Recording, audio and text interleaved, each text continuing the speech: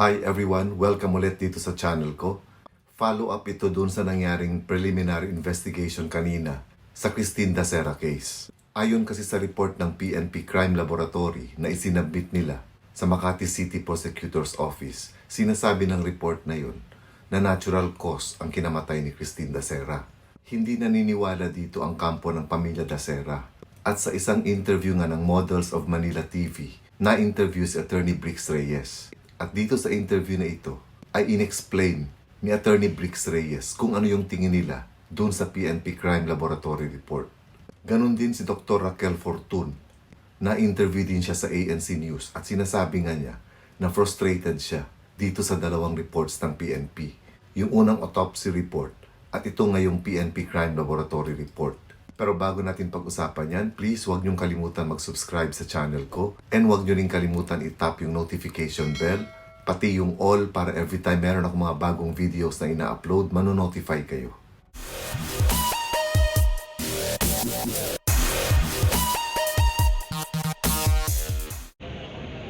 This is Attorney Brix Reyes, spokesperson of the Dacera family, that will like to clarify the medico-legal report of Dr.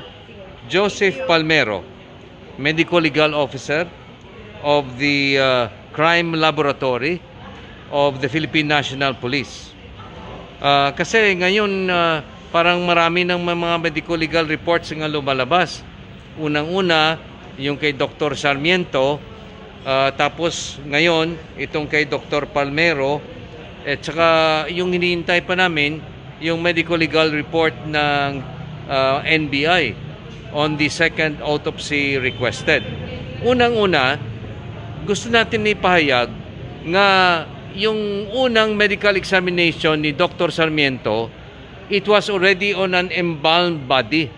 In other words, he instructed the embalmment of the body of the late Christine Dacera before he examined it. He admitted this. Masama pa dyan, kasi during a command conference meeting where I was personally present together with PNP Chief Sinas, Dr. Sarmiento was also there, and I asked him if he was able to recover any blood samples from the body of Christine. And he answered, and I have a very good memory. I distinctly remember his response. I did not conduct and I did not recover any blood sample because the body had been embalmed. There were no more fluids. Unquote. So, the statement of Dr. Sarmiento is that no fluids were available because the body had already been embalmed. That's why we were always disputing the medical legal examination of Dr. Sarmiento, because the body that he examined was already embalmed. And this procedure is not only irregular, but as far as we are concerned, is highly negligent on his part. And therefore, we dispute this first medical legal examination. Now, we are presented with another medical legal report, not an examination. Because if you carefully examine the document, ano lang pala ito? Opinion ni Dr. Palmero. Hindi naman siya nag-examine. Kasi yung date ng kanyang medical legal report, January 11, yung katawan, the body remains of Christine was already buried on January 10 doon sa General Santos. So paano po siya mag-examine on a body that has already been buried in General Santos? So what he is giving to us, at saka parang pinapalabas ng mga iba na may bago naman ang medical legal examination, opinion lang ito. Opinion of Dr. Palmero on the alleged findings of Dr. Sarmiento. And it is, as far as we are concerned, since we disputed the first medical legal report, we consider this second medical legal report of Dr. Palmero as a mere scrap of paper. Okay, thank you very much po. Ano po ang plano po ng pamilya po sa ngayon? After po ng paglabas Ngayon, nito. ang amin hinintay, yung second autopsy report ng NBI nga ni-request ng pamilyang Badesera, where we hope there will be more accurate findings despite the fact nga embalm na yung body. Kasi as Dr. Fortun, if I may quote her, nagsabi si Dr. Fortun, isang expert medical legal examiner, and she has stated on television that it is very difficult already to make an examination on a body which is embalmed, because an embalmment process requires intrusion of fluids in the body which will destroy the evidence or the maybe the organs or the blood vessels that you are going to examine. Kaya sabi ni Dr. Fortun nga malabo na yung medical legal examination ni Dr. Sarmiento dahil sa it was done on an embalmed body. So yet we were hoping and praying that the NBI, who recovered several milliliters of urine on the body of Christine before she was buried, yun talagang examination. Hindi si Dr. Palmero ang nag-examine kasi ang kanyang report is already post-burial. Na-bury na yung body, so gumawa siya ng medical legal report January 11. Pero yung NBI pumunta sa General Santos. Bago ma-bury. Yes, and they sent a team of forensic experts to examine the body and to find out if they could still recover some body fluids. And they said they recovered. So we are waiting for the results of that report because we believe that that might produce results which will confirm the crime that we are charging these respondents of rape with homicide. Thank you very much po, Attorney Brick. Maraming salamat po. So dito sa sinabi ni Attorney Brix Reyes, kung papakinggan natin, parang tama naman talaga yung observation niya. Ang sinasabi dito ni Attorney Brix Reyes, yung isinabit ng PNP Crime Laboratory na pinirmahan ni Dr. Palmero ay lumalabas na parang opinionated or parang opinion niya lang yun. Hindi siya talaga examination.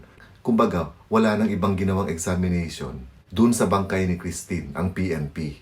Bale, ang ginawa na lang dito ni Dr. Palmero ay parang inexplain niya lang kung ano yung mechanism, bakit posibleng magkaroon ng ruptured aortic aneurysm ang isang tao.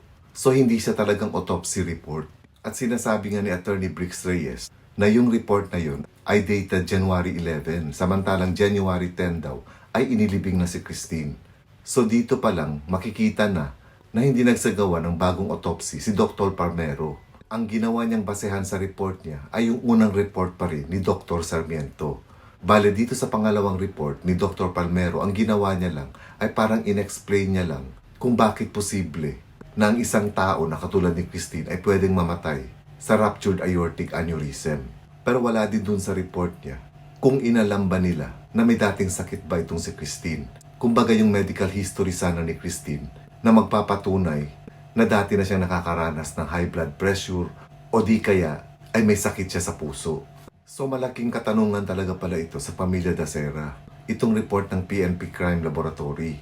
Tama rin yung sinabi ni Attorney Brix Reyes na unlike dun sa NBI na talagang pumunta ng Gensan at nagdala ng mga forensic experts para gawa ng re-autopsy yung bangkay ni Christine Dasera.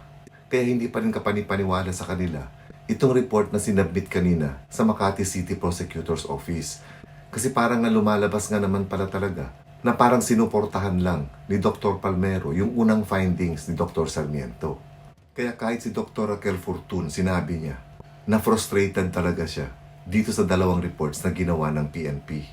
Nagdududa din kasi si Dr. Fortun kung itong si Dr. Palmero ba ay isang pathologist na kinakailangan para gumawa ng histopathology. Kasi para kay Dr. Fortun, yung isinabmit daw ng histopathology ng PNP Crime Laboratory ay parang afterthought na lang. Kumbaga, parang napag-isipan na lang after. Parang napag-isipan na lang na idagdag. At hindi talaga ito dumaan sa totoong proseso kung paano makakakuha ng result dun sa histopathology. Tapos, hindi rin matanggap ni Dr. Fortun yung page 2 ng report ng PNP Crime Laboratory. Dahil ayon kay Dr. Fortun, yung page 2 daw ay parang opinion or parang explanation kung paano nangyari yung ruptured aortic aneurysm ni Christine. At isinalaysay din doon na yun ang dahilan ng kinamatay ni Christine. So bilang isang forensic pathologist expert, hindi daw talaga dapat ganito ang proseso ng isang autopsy. Although karaniwan daw ganito ang ginagawa ng mga medical legal officers. Pero sa mga kasong katulad nito kay Christine Dacera, ay dapat isang masusing autopsy ang gagawin. Hindi daw pwede ito na parang ini-explain mo lang yung dahilan ng kamatayan niya na walang ebidensyang maipakita katulad ng mga tissue samples, katulad ng mga body fluids. Dapat daw ay kasama ito sa isang forensic examination. Kaya ayon kay Dr. Fortun, hindi talaga siya convinced dito sa report na isinumite ng PNP Crime Lab. At para din sa kanya, hindi na-establish dito sa report kung aneurysm ba talaga ang kinamatay ni Christine. Para kay Dr. Fortun, parang sinakyan lang ni Dr. Palmero yung unang findings ni Dr. Sarmiento. Wala siyang naibigay na bago kumbaga. Parang ang ginawa niya lang ay i-address yung unang issues. Kumbaga, nilagyan niya lang ng paliwanag yung unang findings ni Dr. Sarmiento. Pero wala siyang examination na ginawang bago dun sa bangkay ni Christine Dacera. Tapos kung maalala din natin sa unang interview ni Dr. Fortun, na-mention niya doon na kung ruptured aortic aneurysm nga, yung kinamatay ni Christine Dacera, ay dapat nagiging bloody yung dun sa may parte ng aorta ni Christine. Pero sabi nga ni Dr. Fortun, dun sa unang autopsy report ni Dr. Sarmiento ay hindi ito na-mention. Ngayon, dito sa second autopsy report ni Dr. Palmero, nasabi niya na may dugo around the aorta. So ang nakapagtataka dito, paano nasabi ni Dr. Palmero yun kung hindi naman niya in-examine physically yung bangkay ni Christine Dacera? Saan niya nakuha yung kanyang information na may dugo doon sa walls ng aorta? Kung doon sa unang report ni Dr. Sarmiento ay hindi ito nakalagay. At napakalaking issue din para kay Dr. Fortun yung conclusion doon sa report na nakalagay daw na aneurysm is a disease, kung kaya ito ay isang natural cause of death. Para kasi kay Dr. Fortun, hindi siya naniniwala dito dahil nga si Christine ay batang-bata pa, 23 years old, with no history of any illnesses, walang medications na tinitake, at bigla na lang mamamatay sa aneurysm. So para kay Dr. Fortun, hindi talaga convincing yung report ng PNP Crime Laboratory dahil hindi talaga na-explain ito kung ano yung dahilan talaga ng kinamatay ni Christine Dacera. Very unusual daw kasi yung second page ng report ni Dr. Palmero. At sa isang forensic pathologist, hindi daw ganun yung klaseng autopsy ang gagawin ng isang forensic pathologist. So in Dr. Fortun's exact words, ang sabi niya, it was an awful summary and interpretation. Ibig sabihin, talagang hindi ka nais-nais yung summary and interpretation na ginawa dun sa report ng PNP Crime Laboratory. So ang tingin nila pareho ni Attorney Brix Reyes ay hindi nga ito autopsy report. Kung hindi, ito ay isang parang opinion or explanation tungkol sa ruptured aortic aneurysm at kung paano ito nangyari kay Christine Dacera. But it does not explain kung ano talaga ang dahilan ng kinamatay ni Christine Dacera. So malalaman natin later kung kakagatin ba ng Makati City Prosecutor's Office itong tinatawag na report ng PNP Crime Laboratory. And let's hope na sana yung re-autopsy report ng NBI ay mas detalyado dahil talagang pumunta sila doon sa General Santos City para gawin itong re-autopsy.